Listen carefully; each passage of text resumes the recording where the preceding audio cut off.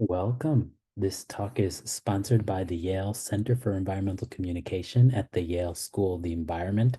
The Center for Environmental Communication, or YCEC for short, focuses on four areas. We conduct research on the psychological, cultural, and political factors that influence environmental attitudes and behavior. We teach students and train working professionals. We convene a global network of climate communication scholars and practitioners. And finally, we inform and engage the public through environmental journalism, including Yale Climate Connections, a climate-focused news service that engages many thousands of people every day and includes a short daily radio story that airs on more than 750 radio stations across the US. So, according to our research, 64% of US adults are worried about global warming, but many of them aren't sure what they can do about it. How do we point people to the most effective actions, counter the messaging that individual actions do not matter, and help them think about leveraging individual actions to get collective action? We will dive into these questions and more today. Also, if you are an organization looking for support in your communications around climate solutions, please reach out to our partnerships program at ypccc.partners@yale.edu. That's ypccc.partners@yale.edu. The views and opinions expressed in this program are those of the individual speakers and do not necessarily reflect the views or positions of any organizations with which they are affiliated. The chat is closed. Please use the Q&A feature at the bottom of the screen and be aware that you only see the questions you asked. We have folks monitoring the questions, so be assured your question will be seen. Fortunately, or unfortunately, there's so many people on the webinar today, we will not be able to get to all of your questions. We will make a recording of this conversation available on our website and send a link to everyone who registered. Uh, Today, our moderator is Erika Street Hopman. She is a co-founder of Chava Bart Digital Media, an audio and video production firm with a focus on scientific and environmental media. Chava Bart Digital Media contributes original reporting, audio production, and distribution to the Yale Climate Connections radio program and podcast. Erika has diverse experience that includes work in radio, video, and print. An independent filmmaker, Erika has screened her work at film festivals and on broadcast channels, as well as through non-traditional outlets. She's the director of The Orange Story, an award-winning multimedia project that educates students about the history of Japanese American incarceration during World War II. Erika? Thank you so much, Eric, and welcome everyone. I'm very excited to hear from our three presenters today. Solutions-oriented storytelling is a topic that's very near and dear to my heart. I believe narratives are a way to go beyond providing information to help create cultural shifts. They can touch people's hearts, not just their minds, and can help bring people together. So sharing stories about climate solutions is at the center of what we do at Yale Climate Connections. Our team's work includes the short form radio program that Eric mentioned and a website with long form journalism and information. Our editors also recently launched an online solutions hub that helps people find ways to take action in their own lives, alongside inspiration from our archive of stories. And this model is specifically designed to reach people who may not hear about climate change otherwise, or who might be worried about it, but unsure what they can do or what solutions are available.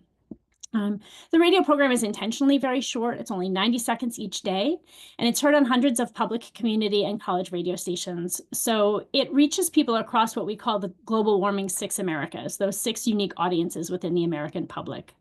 And it features the voices of a range of people, from scientists and community organizers to faith leaders and even artists, all of whom are taking action in their own communities. Research shows that these solutions-oriented stories work. Studies from the Yale program on climate change communication show that exposure to these radio segments significantly shifts people's beliefs and understanding of climate change. And that's across party lines.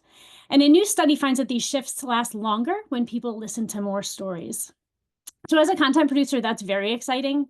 when I tell people what I do, they often ask me if it's really depressing or overwhelming to be focused on climate change all of the time.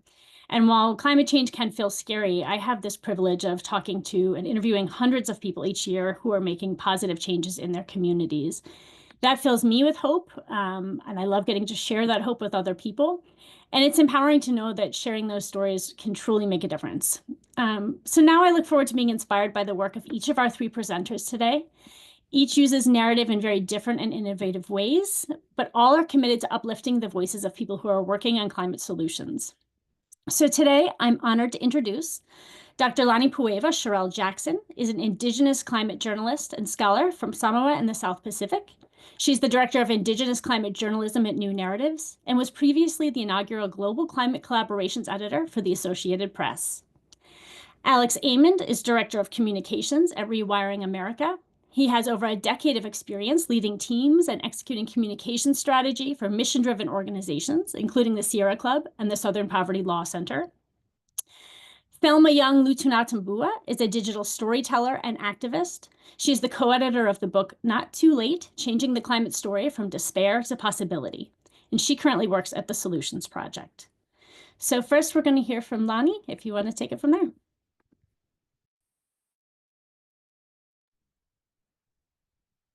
Talofa, thank you so much, Erika, for inviting me to speak this morning. So Tavlava, my name is Lagipoiva Cherelle Jackson. I am, as Erika said, a Samoan journalist and scholar, and currently the director of New Narratives, which focuses on the work that we're doing in the Pacific, focuses on Indigenous climate solutions. So I know that we focused initially on perspectives of the US and America and international perspectives, but now I'd like to take the ship and sail you into the South Seas, into the South Pacific. I have been reporting on the Pacific Island communities for over 20 years, so the lenses by which I will present today is from the Global South and from Indigenous communities in the Pacific Islands. So first, let me lead you through how we perceive the climate crisis in the Pacific and how I've reported on these issues. So before I discuss solutions, and we can move to the next slide, before I discuss solutions, I'm going to discuss the realities. For the people of the Pacific Islands, the climate crisis is an existential threat. It is real and it is lived and it is continuous for the people of the Pacific. The Pacific Islands are vast and diverse regions scattered across the world's largest ocean, encompassing thousands of islands groups in Micronesia, Melanesia, and Polynesia. The islands range from high volcanic peaks like those in Fiji and Papua New Guinea to low-lying coral atolls such as Tuvalu and Kiribati. The people of the Pacific are deeply connected to the ocean, which serves as both a means of sustenance and a sacred element to our cultural and spiritual beliefs. Indigenous Pacific cultures are rich in oral traditions, storytelling, and navigational expertise, with my own Polynesian ancestors renowned for their ability to traverse vast oceanic distances using celestial navigation. More recently, you may have witnessed that in the Moana movie from Disney. Dance, music, and tattooing are significant expressions of identity, not just for Pacific Islanders, but many Indigenous communities around the world. Despite geographic separation, Pacific Islanders share a common emphasis on community, respect for elders, and deep spiritual connection to land, sea, and sky.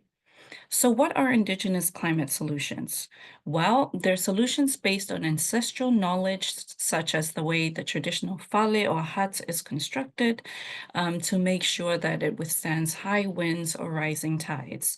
They're solutions based on lived experiences, such as the growing of certain root crops based on their ability to withstand droughts or saltwater inundation. They are solutions that are based on the community's needs and evolving understanding of nature and how it can support villages and ways of life. So they're really rooted in the way that people need these solutions and observe the needs to come up with solutions for certain problems when it comes to climate. So we'll move on to the next slide. So as you know, I'm showing you pictures because in webinars, I always like to see pictures. So that's why I'm only showing you pictures for this. So Indigenous communities have utilized oratory and storytelling to share and pass down knowledge, including nature-based solutions and Indigenous climate solutions. So whereas storytelling and shifting narratives are Western concepts that have just really recently been introduced in the past, I don't know, and 15 years has become sexy in legacy media or international media. These are the ways by which we were raised in the Pacific Islands, and these are the ways by which knowledge are passed down in Indigenous communities. So in this picture, you will see on the left-hand side in the red dress is actually my late mother. She's a high chief and an orator. These are the holders of knowledge and the guardians of knowledge in the Pacific Islands and in many Indigenous communities. This is a key role. It's the original storyteller, that the person who passes down knowledge from ancestors into the future, into our future generations.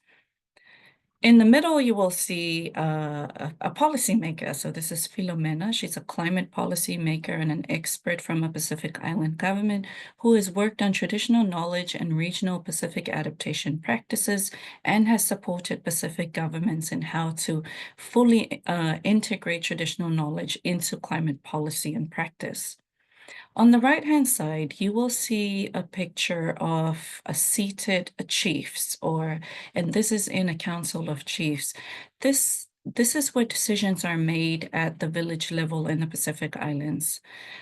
This is an insight into how Indigenous people make decisions and inform narratives and govern the way that village councils protect the village and also adhere to community practices that protect village, pass down knowledge, and ensure that there is resilience to the climate crisis, but also that climate solutions are passed down from generation to generation. So in my last slide, I wanted to focus on the role of the Indigenous and climate journalists.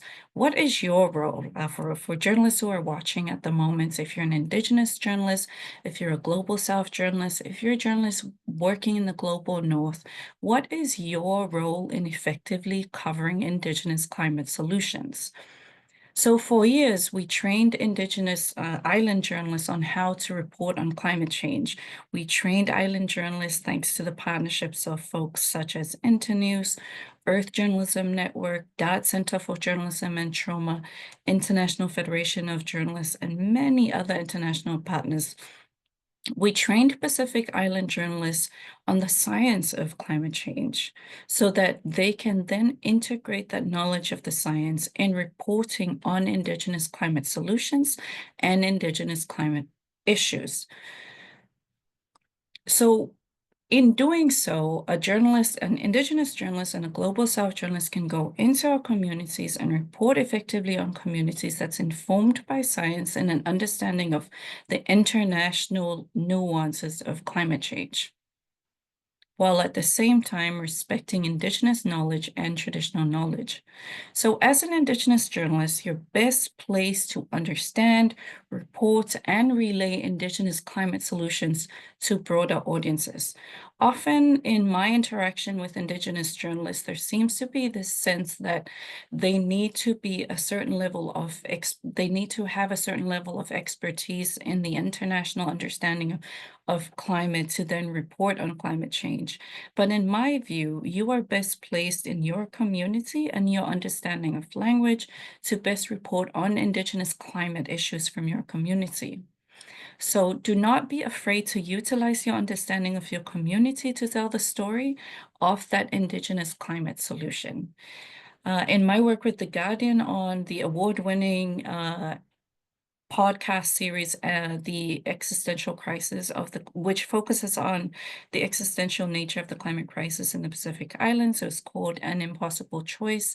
We really leaned heavily on journalists on the islands that we were reporting on, because those journalists could actually interview the local leaders, the tribal leaders, and indigenous leaders in their native language, so that we can really pull out the solutions without compromising it. So by doing that, we were able to better understand the challenges and solutions faced by local leaders and local communities. So use your language, observe your cultural protocols, and don't be afraid to assert your understanding of cultural practice into a story. For international journalists covering Indigenous climate solutions, be respectful, ask to understand, observe, and ensure that you have a translator and a local fixer so that you're not inadvertently compromising the story by disrespecting the cultural nuances and protocols within that place. If you're going into an Indigenous community, do the research, understand the nuances, and then do the due diligence in person. If you see in this picture, I'm wrapping up now, on the left-hand side is a community in Kochi, India, and the photographer is local, and then the fisherman behind him is also a local fisherman. They spoke 2 different languages. We needed to get another person who also could translate in a 3-way communication style. And in doing that, we're ensuring that the talent or the person that we were interviewing was able to tell their story in the honest way that they understand the local issues that they were facing. In the middle is Serafina, who is a Samoa Observer journalist, and she was reporting on human rights issues as it relates to climate change. And on the far right, you see a TV journalist interviewing a local warrior or an untitled man in Samoa. And these pictures depict the different ways that Indigenous journalists around the world are covering Indigenous issues.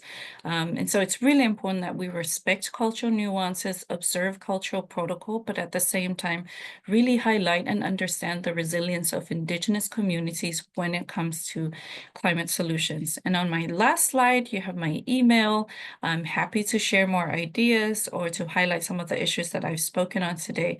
But once again, thank you so much to the folks here for inviting me to speak. Thank you.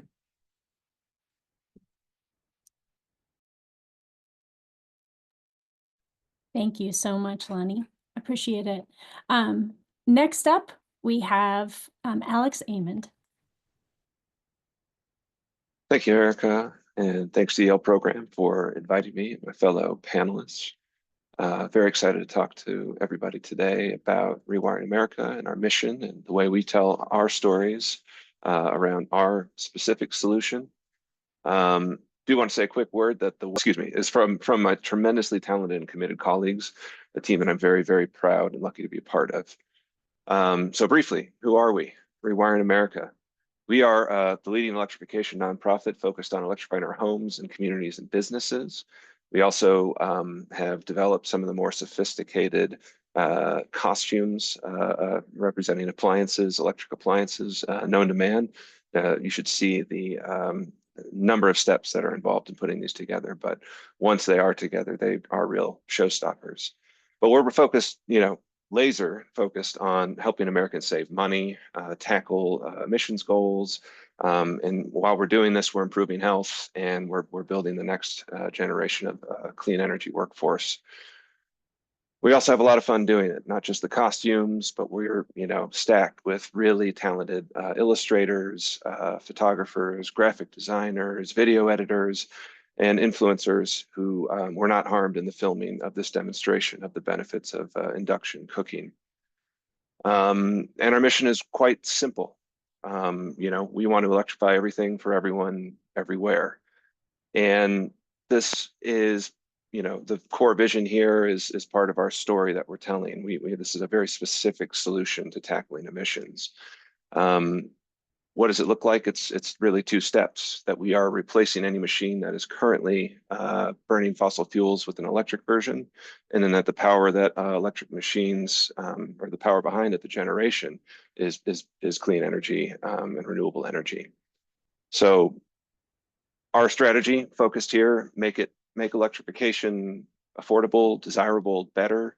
You can kind of look at that affordable piece as a lot of our policy work, which, you know, we're very involved in the passage of the Inflation Reduction Act and some of the programs involved that were part of that historic legislation.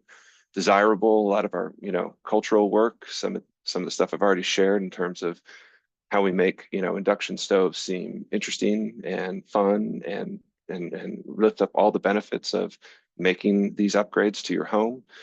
And then better, a lot of the stuff that we do too is build tools to make people understand how to do this themselves and access incentives that might exist either through the IRA or on the state, local, and utility levels. So the story we're telling, you know, really focuses on this key insight that one of our co-founders, Saul Griffith, was responsible in making. And that's that 42% of energy-related emissions come from kitchen table decisions.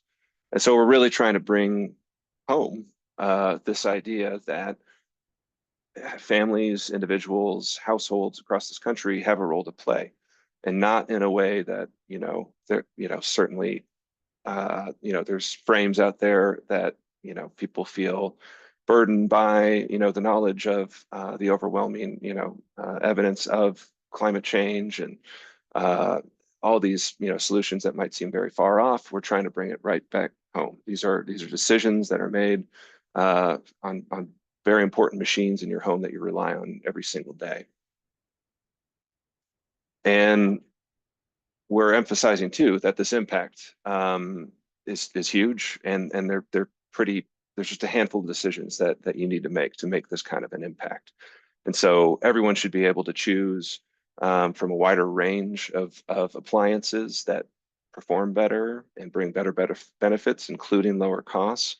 But we're really trying to empower people and tell the story of you, the American homeowner, that you can be an actor for change. And with 5 or 6 big decisions, this is how you heat and cool your air, cook your food, how you get from place to place, how you you know, wash your clothes, those key infrastructural appliances in your home.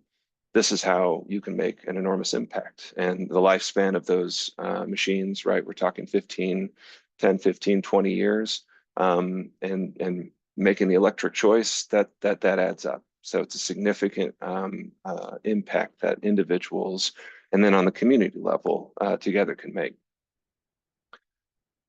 And so in our storytelling, these are some of the you know, key notes that we really want to hit. And it depends on the audience. Sometimes, you know, a lot of times we don't even really talk about climate because these other benefits are so obvious and compelling. But when we do talk about climate, we talk about the emissions reductions, we talk about comfort, improving you know, the HVAC systems and weatherization of your home so that you can have better control over the comfort in your home. We talk about costs all the time. You know, for instance, electric resistance, so like old school, you know, baseboard heating, things like that, are totally inefficient. And making a switch to a heat pump, you will see incredible savings over the lifetime of the upgrade. We talk about control and community too. Like we've done a big, interesting reports on the impact of reducing at the community level carbon emissions and carbon pollution in the health benefits at the community level, and what it would look like if you know, municipalities and other counties and cities were to do this at scale, the types of health benefits there. And then control too, like again, if we're you know, relying on solar, community solar, we're not sending money out of our communities to larger scale utilities and things like that. So these are different messages that we're recombining depending on the audience, but believe is truly compelling in the story of electrification. And a note on cost too, real quick. We feel deeply that this should not be or need to be a partisan issue. Here is a look at all the congressional districts in our country where and the range of savings available if the average household were to fully electrify. And so we're seeing, at the bottom, this is annual savings from $1,200 up to $4,600 a year. Obviously, very, very relevant today, given conversations and the pain felt on the cost of living. This is monthly savings, yearly savings, annual savings that stack up over time for families all around the country. And our value proposition, how we also talk about this too, it's not the sackcloth and ashes. It is you deserve more and should not have to settle. There are lots of different options out there, new technologies coming on to the market all the time that we believe people should have access to, and work on the policy side so that more people can find it affordable for them. And then, this is key to our message too, that electric machines are just simply better, perform better, accelerate better, are quieter, all the rest. So we feel confident about, this message and electrification because of these machines' performances when you're compared to the alternatives. It's just simply better. And then, to get to how else we do this more directly in storytelling, obviously, it's important to show real people doing real things in the real world. So this is, I'll show a video here of some work we did last year around the anniversary of the Inflation Reduction Act, telling the stories of homeowners who had made upgrades and showing, just celebrating and giving the same pomp and circumstance of a new manufacturing facility, but for individual homeowner action. And so doing this, we were able to kind of show the impact of policy, get a lot of local media coverage for really kind of a news you can use to show other people how they might do this and save money, while again just celebrating the small businesses that were involved and the homeowners that made these upgrades. So I'll play that now.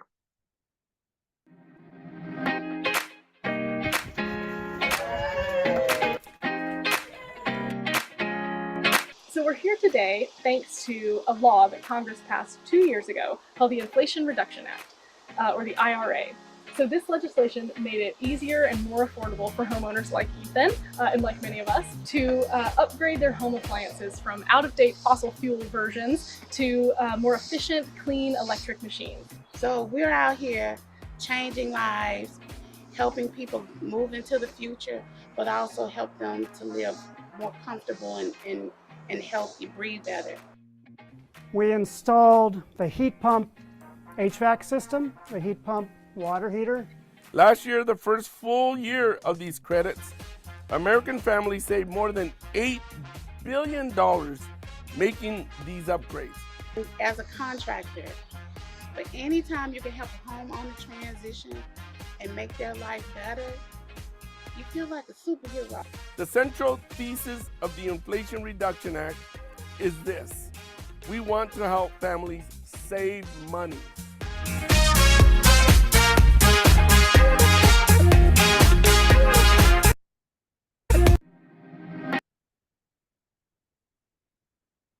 And with that, happy to talk to folks. Here's my email. Reach out anytime, and I'll turn it back over to the Yale folks. Thank you. Wonderful. Thank you so much. And next, we'll hear from Thelma.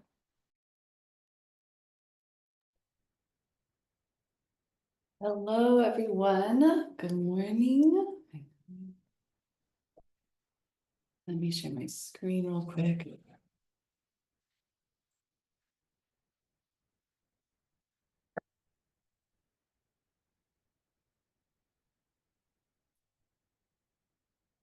Hey, good morning, everyone. My name is Thelma Young Lutunatabua. I work at the Solutions Project, and at the Solutions Project, what we do is we fund community-based frontline organizations who are powering climate justice solutions. And we also work to shift narratives and build understanding about what climate justice solutions are and the power of them. So we're looking at solutions that build a more equitable, just, and sustainable world. So I think a lot about how do we get people excited about climate solutions and help them to understand what they are. So there's a couple, what I want to start with, there's a couple ideas around climate solutions that we are trying to really expand people's understandings of.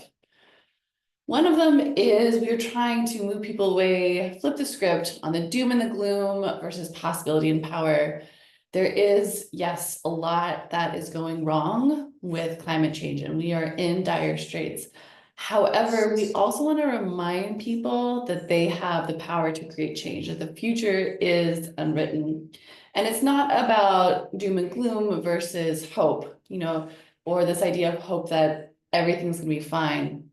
I did a book with Rebecca Solnit called Not Too Late. So I definitely prescribe to the Rebecca Solnit view on hope, that it's about reminding people that the future is unwritten and that we have power to create that future. And also reminding people, especially when it comes to climate change, every degree matters, every action matters. And so we want to continually inspire people and remind them that they have the capacity to create change.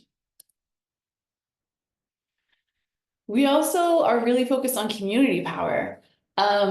Individual actions are great and important, and we love them. And in order to create, change on the scale that we need to bring in our communities. And I think especially in the climate area, this era of connectivity and even solidarity is getting more and more important, especially as we see with climate disasters, that aspect of mutual aid and mutual responsibility and interconnectedness. We're going to survive this crisis if we know who our neighbors are, if we come together, and we're going to create stronger solutions if we join with other people and really push for the solutions on a wider scale that's needed. So we really want to, again, inspire people to look at how do you engage with the people around you?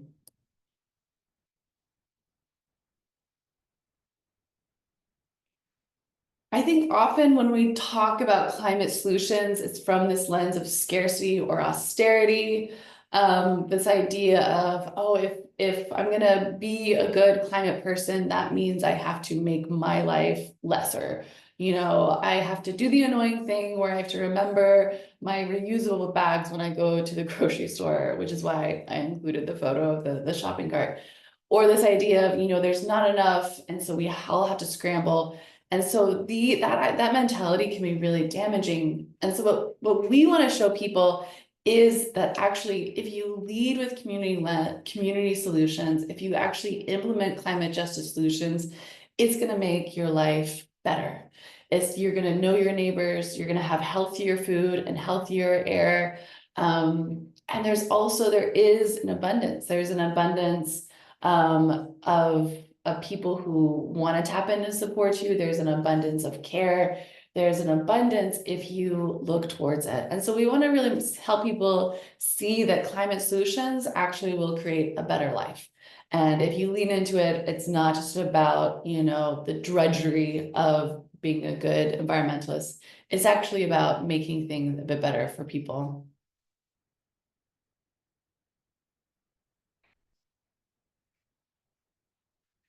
There's also this idea that we often see that in order to create change on the scale that we need, it's about, big technology, it's about top-down solutions. When really, if you expand your view of solutions, there's so much power coming from communities, from the ground up. And if you look at communities, you're going to create solutions that will last. It's not just going to be this, this helicopter drop-in solutions of impact. It's going to be solutions that are going to be able to be really implemented, that are going to improve people's lives. And what we're seeing with a lot of the frontline groups that we work with, they're inspiring and leading new legislation and new actions. And then that is being replicated from the ground up and inspiring, you know, other cities and other states. And so there is a lot of power to create change. If you look at community groups, it's not just about, you know, one community garden. It's about big ideas that are coming from communities. They're going to have lasting impact, and it's going to inspire a lot more change. And so this is one of the expansions that we're really trying to look at.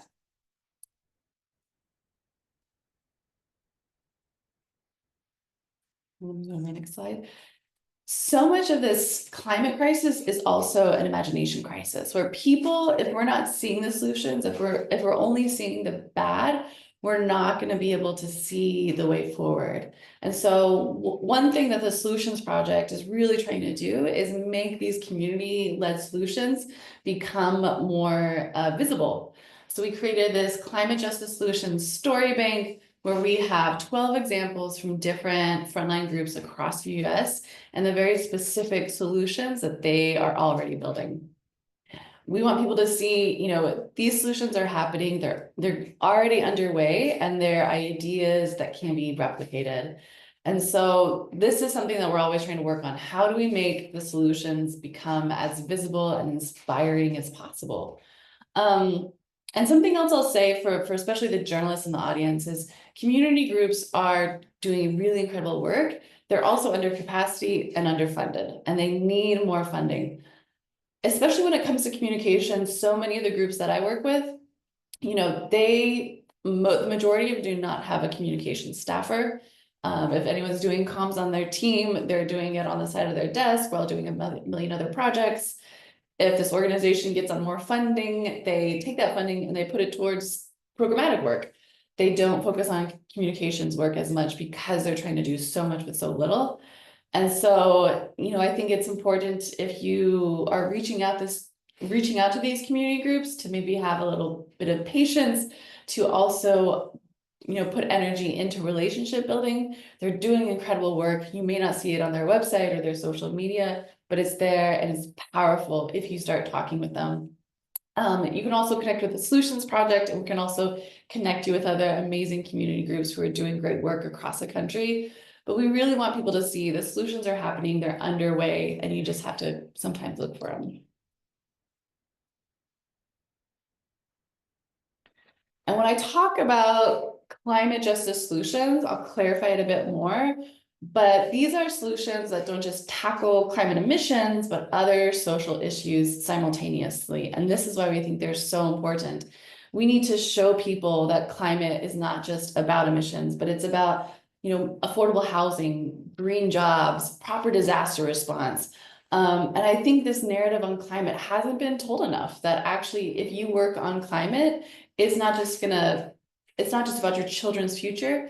It's about your life right now. And so many of the community groups we are working with, they're doing this. They're you know, building housing that's, you know, net zero, but that's also affordable and welcoming to the community and creates community spaces. And so this aspect of how are we improving people's lives right now is so important. A couple years ago, the Solutions Project worked with some other organizations to create this guide for journalists called Covering Climate Equitably. And we'll definitely be sharing the link to that. And it's really helping to guide journalists through this process of how do we not just tell good climate stories, but ones that are equitable and grounded in justice. And again, something that is so important is to widen the frame. And this really important example from Kimberly Crenshaw is about, you know, looking at cows. If you just zoom in on the cows are sick. Why are the cows sick? Maybe they're not walking enough. What's going on? But if you actually widen the frame and look at it, you'll see, oh, there is, you know, a factory that is actually making them sick. And to quote again from Kimberly Crenshaw, our desire isn't enough when the dominant narratives don't give us the info we need to understand the scope of the problem. And I'll add to that, and also the scope of the solutions. So always keep on looking at how you can widen the frame and understand the underlying reasons for what's going on, especially when you're working with communities who have a history of environmental injustice. And again, why is it so important to have communities at the heart of your storytelling and at the heart of your solutions? You're going to be able to have more impactful and lasting solutions. And I have this photo of the bus in Houston for a reason. I was talking with this really great organization in Houston called SEER. And they were telling me, they're like, listen, the people on the Public Transit Commission in Houston are not the people who take the bus. And when that's the case, you're not going to have solutions that actually work for the people who are living their lives. And so we need communities at the heart of driving solutions so that they can have, they know what's going on. They've been, you know, closest to the problems for the longest time. And so they have the solutions and they know how to fix it. We don't need, you know, people who are out of touch with reality. And that's why it's so important to have solutions. You need people on the Public Transit Commission who are people who actually ride the bus.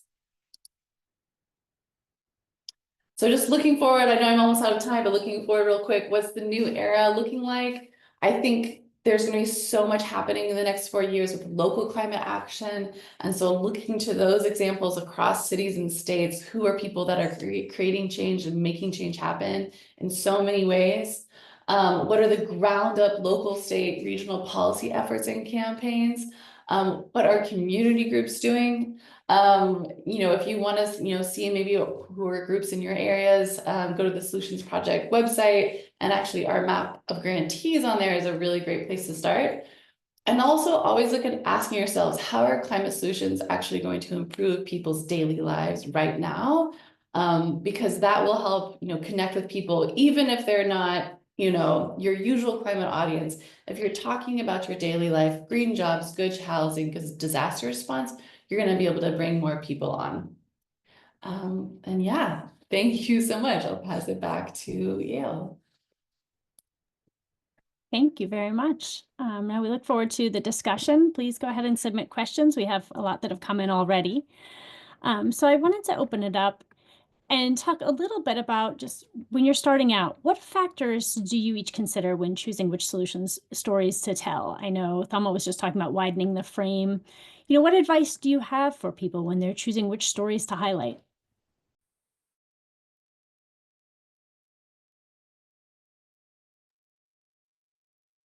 I guess I will start, Erika. So when it comes to, so in my time at the Associated Press, the Global Climate Desk, the way we chose stories was really based on what were some of the stories that were underreported and in which communities. So one of the most exciting collaborations we worked on was with the Press Trust of India to highlight some of the issues in Kochi, which is a sub-region in India. What we did was we went into that community and highlighted the climate solutions within that community. One of them was this this mangrove man who planted about 10,000 mangrove seedlings a year, and single-handedly over a period of, say, 30 years, rehabilitated the coastal area of his island. So how did we choose that story? It was really based on the fact that this was an amazing local climate solution, that the story could be told by a local journalist, and it was being underreported in global media. Just so that we are very clear that a lot of these climate solutions are actually being reported well in local media and by local journalists. It just hasn't received the international attention that it does deserve. But really, for my perspective as a journalist and an editor, it's really to focus on underreported communities and underreported climate solutions that you can really highlight. Thelma and Alex, anything you'd like to add to that? I mean, something that we're, you know, always thinking about is like, what are solutions, again, that are not just tackling emissions, but improving people's lives. We're also very aware that journalists want to tell the story when there's a story, when there's a moment. So we're always looking at, you know, is there city council meetings? Is there, you know, an unveiling of a, you know, a solar array happening, or there's something going on that we can like tap people in to help tell the story even more? And we're also looking at different angles. So I would definitely encourage, you know, look at community groups, look what your city is talking about, but also think about what are the issues in your community and think about, you know, who is also trying to improve those issues right now. And again, I think it's so much about what are solutions that are going to improve people's lives.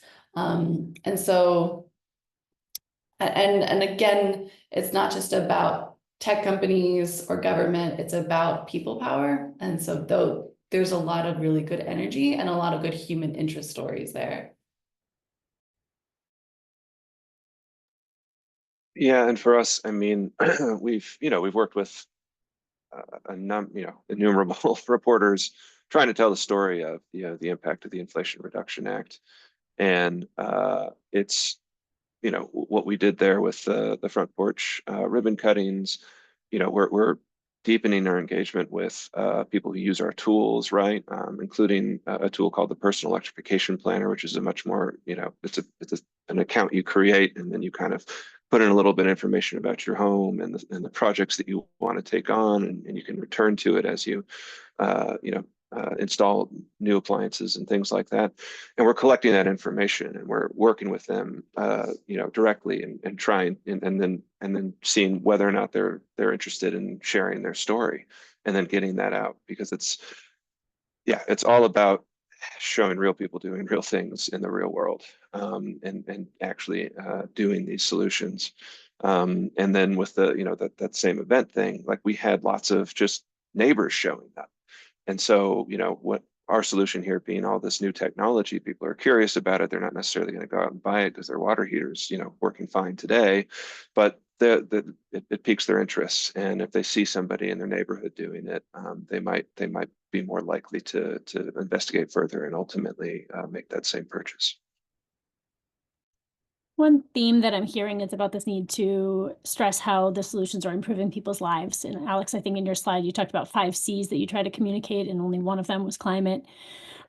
We've had some questions come in about how big of a role things like cost or saving money arguments should play. How do you choose which benefits to emphasize, and do you tailor that to different groups depending on who you're trying to reach in any particular campaign? How do you choose what benefits to emphasize? Yeah, certainly audience dependent, but I think it's pretty universal thing that people want to save money, and that energy bills are too high and are continuing to grow. And we can't do anything about that unless we have more efficient machines and that use less energy. And so we're reducing the amount of energy we're using, and reducing the ultimate cost of operating these machines. So a lot of our tools are really focused on the cost, both the upfront cost, so the cost to make the purchase of the appliance, and then the operational savings over time. We try and communicate that through our calculator and our personal electrification planner, and then our general kind of storytelling that we do across social media and things like that. But it's very context and audience dependent, but I think that's a pretty universal desire is to save some money on monthly bills. Anyone else want to add anything on that? I mean, just something I think also allows spaciousness for multi-dimensional levels of solutions and good things that happen. When I was building the solution story bank, what I found, it wasn't just straight problem, solution, good impact. It was like, once you had one really good solution, there's going to be so many benefits. You're not just going to have affordable housing, you're going to have stronger communities, you're going to have like safer streets, multiplicity of goodness as well. One One other question that's been coming up a lot in the chat is how your approach to storytelling and climate communications is changing in response to the administration change. So are you changing your approach? Are you changing these benefits that you highlight? What is different, in this current political landscape? Erika, I'm going to answer this. Firstly, I'll answer your question and then I'll address something in the chat. So at New Narratives, we look at global narratives, right? We look at the impact of Trump's executive orders on journalists and their work, especially in the global South. As a practicing journalist, I currently report for The Guardian, and the way that I'm reporting on the climate crisis as a global journalist under Trump is really looking at the impact of his executive orders on the global South and on climate policies in the global South. So for instance, the most pressing one was the USAID withdrawal. USAID funds the COFA nations, which are the nations that are in a compact free association with the United States, and also funds a lot of development projects on climate, health, education, human rights across the Pacific Islands. How I reported on that was really just focusing on the impacts on island nations, on the impact of on those communities. For instance, there's a project in Fiji where they were empowering women on renewable energy sources. So basically providing ways to have sustainable energies at the village level. So how were those communities continuing with their work, even with the withdrawal of the aid? And what I found in this most recent story that I wrote was really there is a natural resilience built into Indigenous communities and a natural resilience that Pacific Islanders have. Despite the pooling of funding, they go back to traditional sources, and also there are safety nets within communities and governments that they can fall back on. I think it is a very different story in the US, and I have trained US journalists on reporting on climate under Trump, and really it's just a matter of changing some terminology, but still reporting on the same issues, because it's still continuing. It's not like things stop just because the government stops. There are communities that need the coverage, and journalists have a responsibility to shift the way they do it so that they can continue doing that coverage. Just to address some of the questions here on Indigenous communities and building trust, I think it's important to make sure that you make links with journalists or media organizations or nonprofits who work in those communities, because they have already built that trust and already have those relationships before you go into those communities to work with them. By doing that, it'll be a lot more friendlier reception, and you're able to tell the story without compromising the relationship when you do enter that community.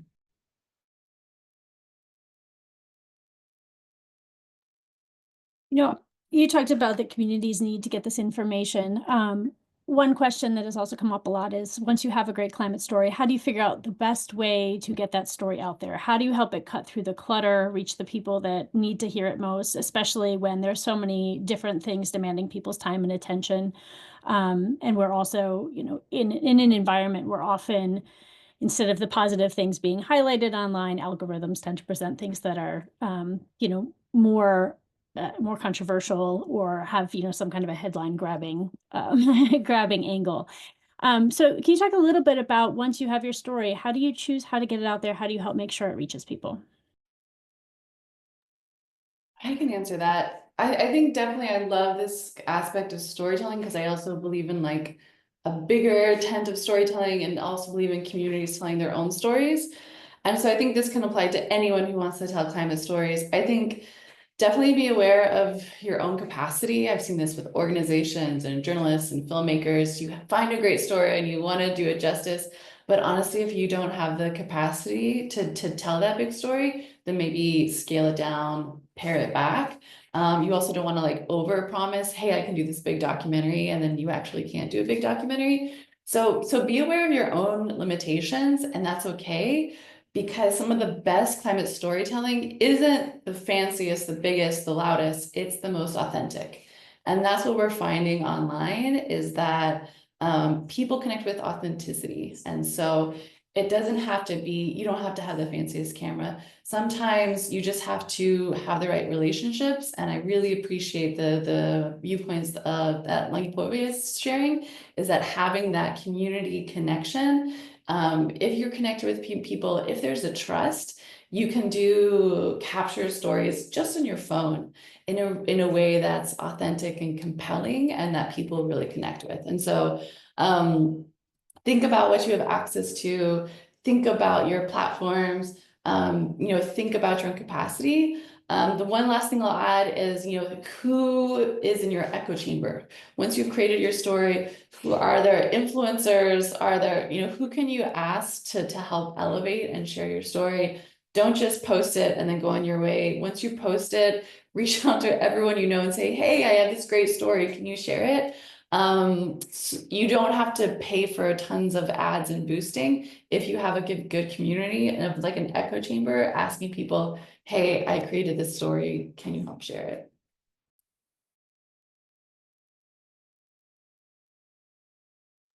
Alex, I'm interested in hearing from you on this too, because I think, many of the examples you were given also kind of broaden this idea of what storytelling is and how to get stories out there. So looking at things like the front porch ribbon cuttings, that is a form of storytelling, although it's not what we think of as, traditional journalism. So are there suggestions you have for ways people can think about expanding their definition of storytelling and considering alternative approaches?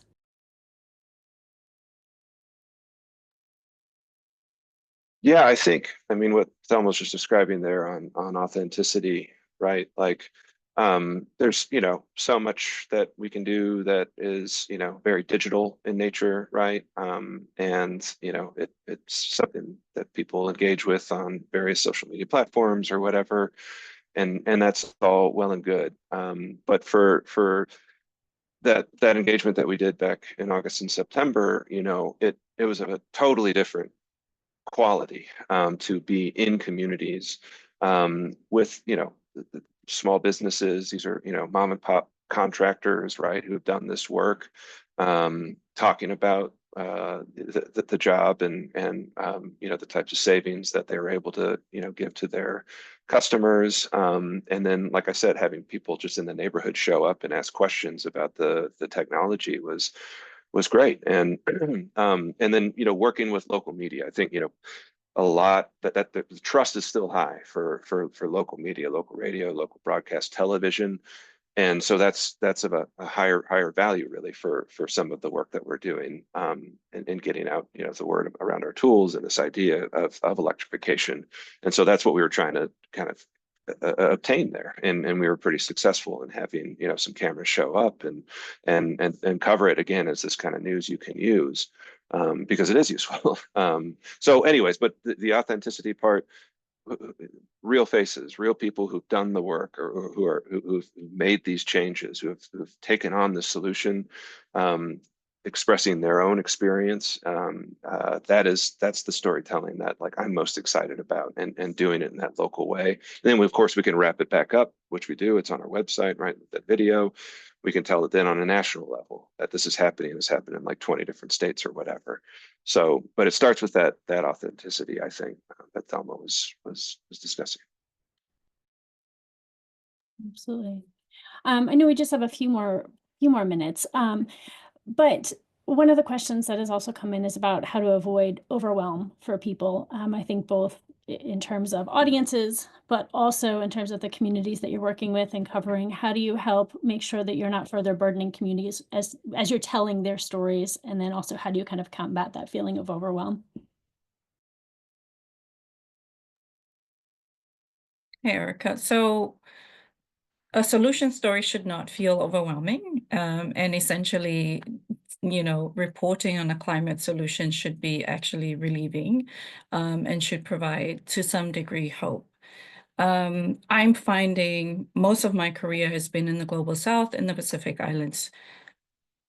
The feeling of overwhelm is not necessarily present in a lot of the audiences that I work with, and those whom I interview, because it's really more about what are the impacts on us and what are we doing. So it's missing that guilt piece, and that's primarily because Pacific Island nations only contribute 0.03% of global emissions. So it's not really a challenge that I have personally come across. But I want to touch on this subject of bridging the gap, right? Or speaking to those who don't necessarily understand or are the audiences that we primarily focus on climate crisis reporting.